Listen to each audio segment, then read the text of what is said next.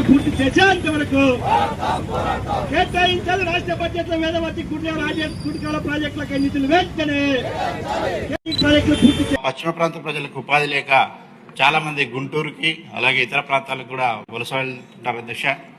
అలాగే మా ప్రాంత వాసుల కష్టాలు తీర్చే ఏకైక మార్గం వచ్చేసి జీవనాడి అయినటువంటి గుండ్రేవుల ప్రాజెక్టు నిర్మిస్తేనే ఈ యొక్క సమస్యలు తీరుతాయని తెలియజేస్తున్నాను అధ్యక్ష.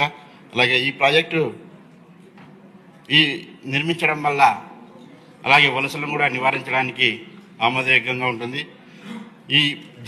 మా జిల్లా వాసులకి రైతులు ఎప్పుడెప్పుడా అని ఎదురు చూస్తున్నటువంటి ఈ యొక్క ప్రాజెక్టుని